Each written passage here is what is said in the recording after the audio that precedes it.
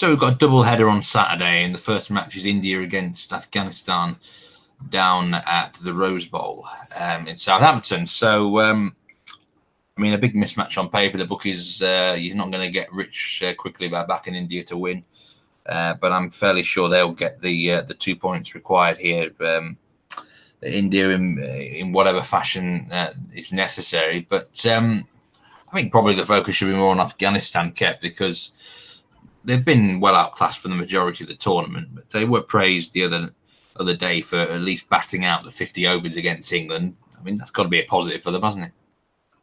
Yeah, absolutely. Yep, certainly has. That was their best performance so far, wasn't it? I mean, margin of victory was pretty incredible, 150 runs, but they're not going to run into innings that Owen Morgan played too often, are they? And, you know, but for that, it would have been a more competitive affair.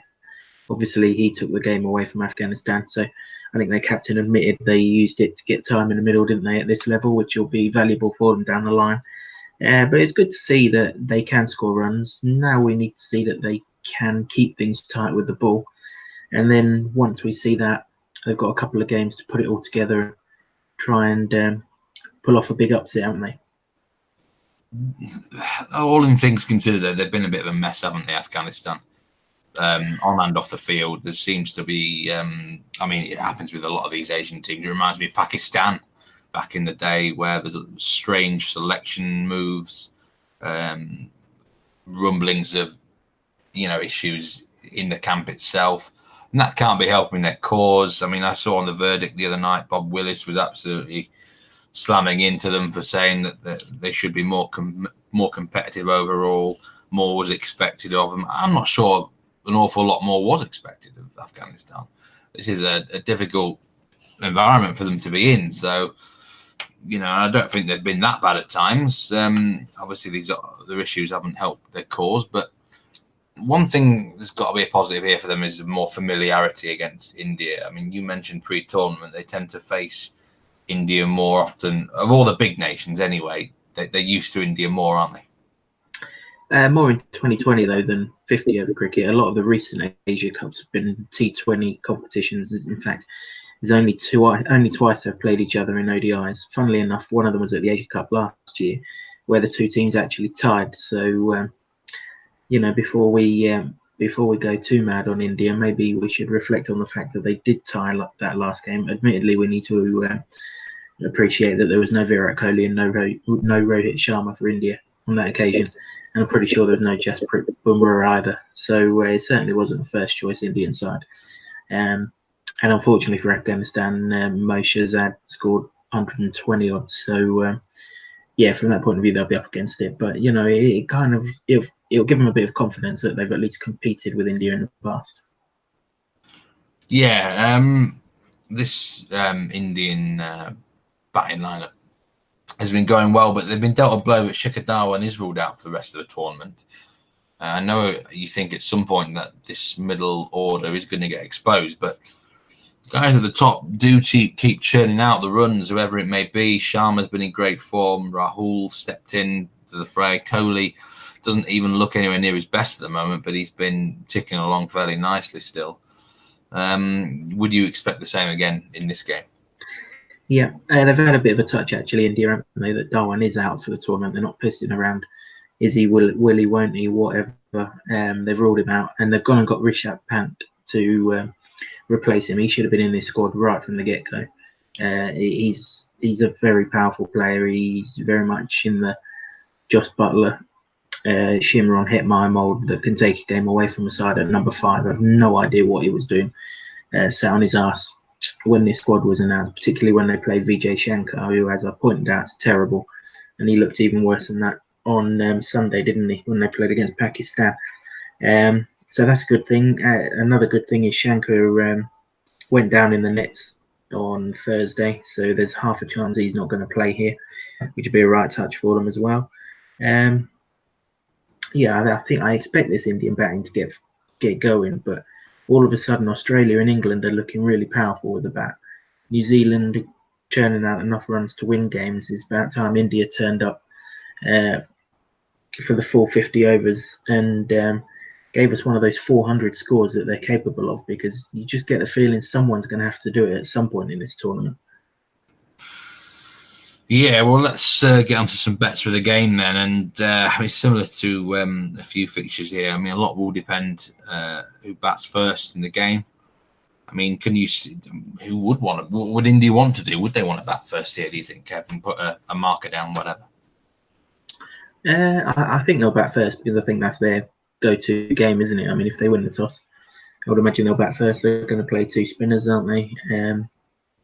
Southampton's been used quite a few times now, so you'd imagine the square's starting to get a bit tired. I know this is its last game, but even so, you know, they've played here before, haven't they, India? There's no rain around. I don't expect any problems with the wicket. It's just a damn good batting wicket down at Hampshire, as we've seen already in the tournament. Yeah, I would imagine actually both teams will win the toss and bat, purely because the strength lies with their spinners, doesn't it? All right, on to some bets then. And the Indian opening partnership, you're expecting it to go well. You think both guys are going to fill the boots and get to half centuries?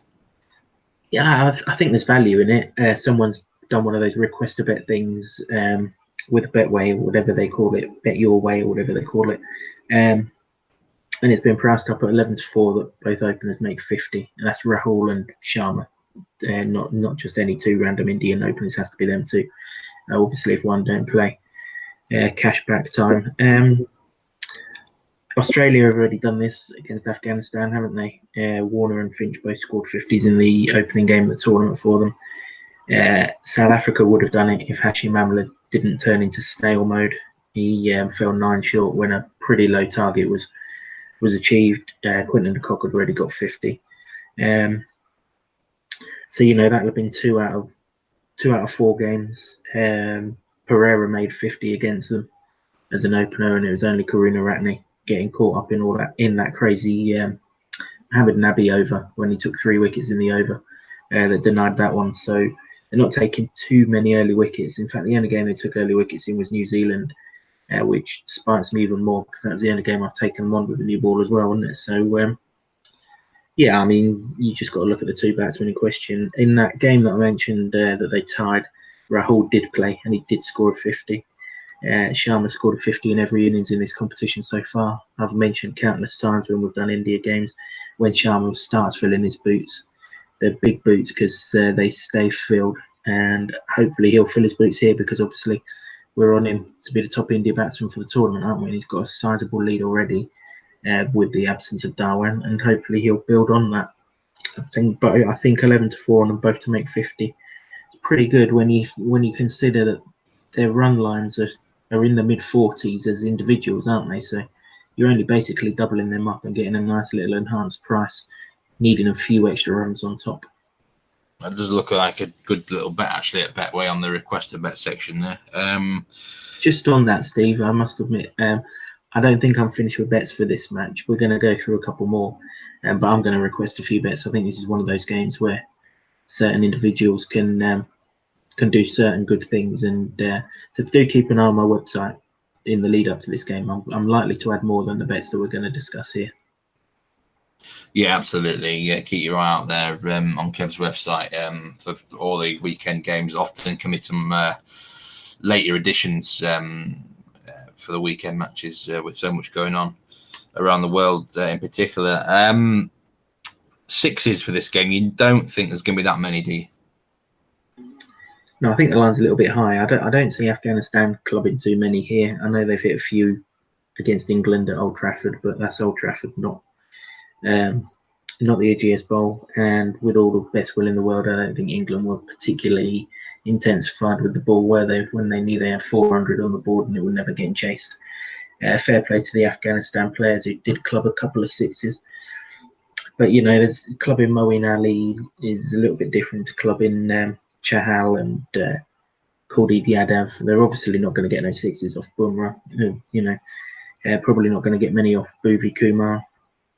So you're just looking at Hardik Pandya, who can go from time to time, but even he should be okay. And then, you know, any part-timers that they bowl. Don't really see Afghanistan getting into a position with the bat where they can slog it. Maybe a couple down the order might give it some pasty, but this is a massive ground, isn't it? The Ageas Bowl has been mentioned throughout the tournament, quite rightly so. And also, I don't really think India are going to push the boat out and hit too many sixes. It's not Kohli's game. It's not really KL Rahul's game. And if Pant does come into the reckoning, whilst he'll probably look to be expansive, I would imagine he'll make sure he's got a score on the board before he does so. Ditto Dhoni, and anyone below Dhoni probably needs some time in the middle rather than trying to twat their way into form. So I don't think India are going to go too mad. I mean, you would imagine Rashid Khan's going to be fired up for this game after taking a tonking in the last one. There's probably going to be 3 Afghan spinners on show. There's no real need for India to take them down. On this big ground, under 10.5 sixes looks pretty high to me. I must admit. I mean, if Afghanistan bat first and they don't put a score up, then India certainly aren't going to hit sixes. It's not like India need to worry about their run rate, is it? It's perfectly fine. If India bat first, I think a lot of their scores are going to be on the ground, really. I mean, maybe they might score 8 sixes, but I'm still not convinced that Afghanistan will get a 3 required to go over the line. So, yeah, under 10.5 on this ground. It's a very big ground, I must say, and it does look a little bit of a high line there, under 10.5 sixes. Let's move into the performance markets, and at the moment in time, you've got one Afghanistan player that takes your interest.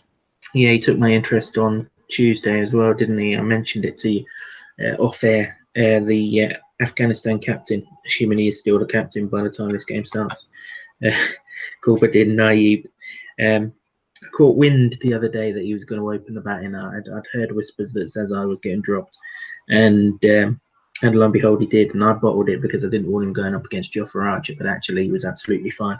And worse still from me, he brought his performance in long before he needed to worry about the bat. He took 3 wickets against England, didn't he, which is a decent effort, more so for the time that he bowled in the innings as opposed to anything that he did in the innings, but he also took a catch off of his own bowling. So he scored 70 in the field. He looked pretty decent with the bat. Yes, this Indian new ball pair are pretty good, but he's faced them before. He knows what he's getting. Lines 28.5. If he can snaffle a wicket somewhere along the lines, then you only need him to get himself in really with the bat, don't you? You don't need him to score, but much like you've mentioned in a couple of podcasts recently with opening batsmen, the field restrictions does allow for scoring, and obviously they know that they're going to have to face the spinners later on, so I would imagine there'll be a little bit of attacking intent to the seamers. Fancy he'll go well with the bat. An average day, just 1 wicket, 9 runs. I don't think that's beyond him, is it? I mean, he's opening the batting. He's definitely going to bowl 10 overs. There's a good chance he'll get 29 points by hook or by crook.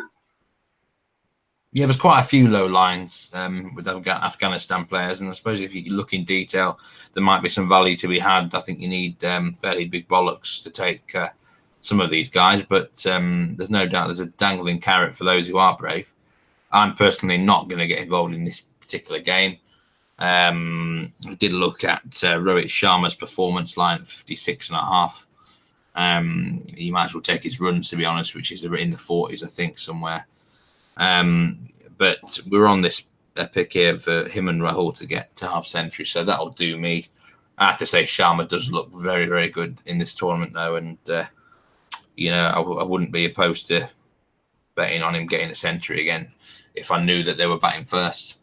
Anyway, but tricky sort of game, but hopefully we get a few winners out of it. Keep your eye on Kev's website for any sort of bets that might get added to this game, because at the time we are recording this one fairly early in advance. So we look forward to the game, and we'll be the next podcast will be West Indies against New Zealand, which is also on Saturday, the later game. But thanks very much for your thoughts on this match, Kev. Pleasure, Steve. All the best, and see you for that game. Yeah, see ya.